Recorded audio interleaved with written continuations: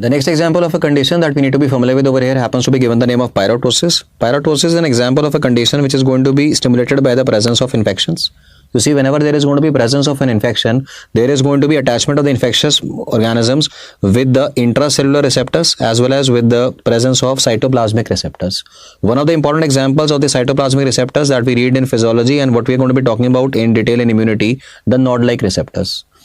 Because of the attachment of the infectious organism with the receptor, there is going to be formation of a multi-molecular protein complex, and this multi-molecular protein complex is what is given the name of inflammasome.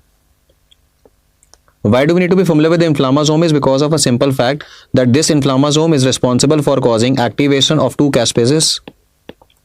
The two caspases that are going to be getting activated over here are caspase 1 and caspase 11. Both these caspases are going to be having a different function. Caspase number 1 is going to be responsible for the activation or formation of active form of interleukin 1. Interleukin 1, as we can understand, is going to be responsible for causing the clinical manifestation in case of a patient. It is going to be responsible for causing development of fever. The second caspase that is activated over here happens to be caspase 11, and this caspase 11 is going to be responsible for causing cell death. So what we need to remember over here is that pyroptosis is an example of a condition in which the individual is going to be having the presence of two manifestations. One, there is going to be cell death, and secondly, there is going to be development of fever. Now, because fever is given the name of pyrexia, so name of this pattern of cell death is given the name of pyroptosis. Potential questions for your exam that are going to be important for you to keep in mind are going to be the name of the caspases. Caspase 1 is going to activate interleukin 1. Caspase 11 is what is going to be responsible for causing cell death. So two different roles of the caspases is what is supposed to be kept in mind. Fact number 2, there can be a situation in which a patient is going to be having an overactivity, or what is also given in the terminology, gain of function mutation of the node-like receptor. If there is overactivity of the node-like receptor, this is going to be resulting in more formation of the interleukins, and therefore these individuals are going to be having a development of a periodic fever.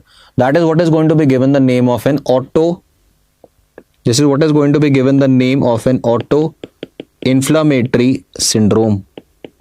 So autoinflammatory syndrome is an example of a condition in which the patients are going to be having overactivity of the node-like receptor. The only point I want you to be absolutely clear with is that autoinflammatory syndrome is not to be confused with autoimmune disorder. As we can understand that in these patients there is going to be more release of interleukin 1.